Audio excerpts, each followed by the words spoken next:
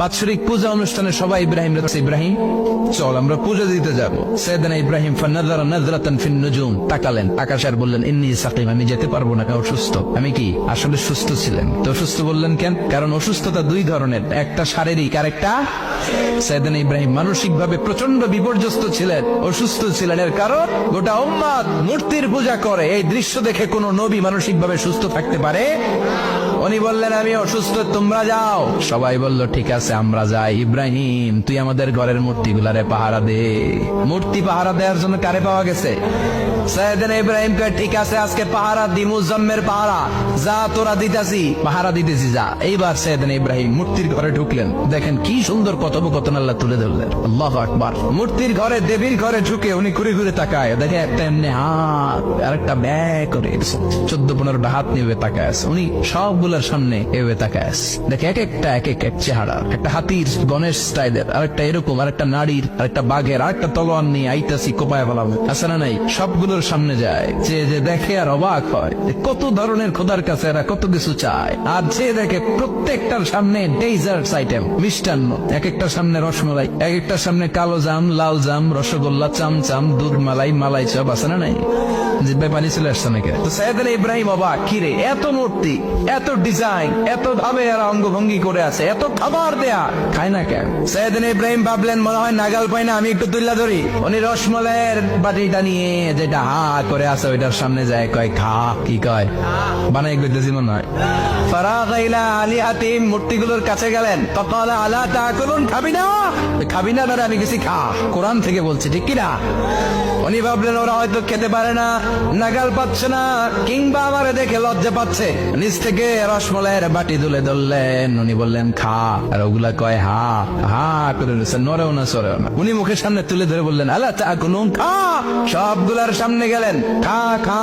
কেউ খায় না, ওগুলো হা করে আছে। সাইয়েদনা ইব্রাহিম বললেন খা, কেউ কথা কয় না। উনি বললেন খাবি না কেন? তাইলে কথা ক। এই যে কষ্ট করে উড়াইলি, মুখের সামনে দিলাম, খাবি না কেন? কথা বল। আলা তাকুলুন, খাবি না কেন? কথা বল। মা লাকুম লা তাতাকাল্লামুন, খাবি না কেন? মা লাকুম লা তানতিকুন, হয় খা নাই কথা ক। বলতেই লাগলেন খা খা। প্রত্যেকটা মূর্তির সামনে গেলেন, খা। ওগুলো করে আছে হা, কোনো কথা কয় না। কয় কেন খাবি না? তাইলে কথা ক। খায়ও না, কথাও কয় না। আপনার ছেলে বায়না ধরছে, আব্বা চানাচুর দাও। কি খাম? চানাচুর কিনে দিলেন, এই নে চানাচুর। এখন চানাচুর খায় না। কিরে বাপ খাবি না কেন? কথাও কয় না। খায়ও না, কথাও কয় না। এখন বাকি আছে কোনটা? কথা কর। ফারাগা আলাইহিম দারবাম বিল ইয়ামিন, ডান হাতে কুবানো শুরু করলেন। ইচ্ছে মতো খুশি কিল মারতে মারতে মূর্তিগুলার সাইজ।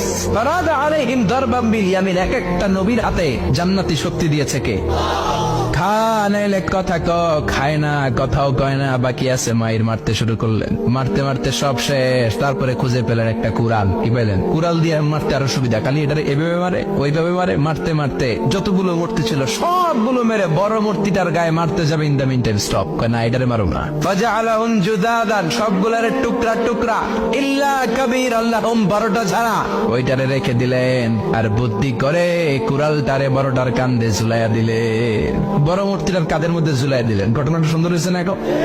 কেমন যেন মনে হয় এটা কুপাইয়া দাঁড়া রয়েছে বাবার বেটার মতো। বড় পূজার শেষ, পূজার দিন কোন শেষ। বিকেল বেলা পূজা মণ্ডপ থেকে সব এসে দেখে সর্বনাশ।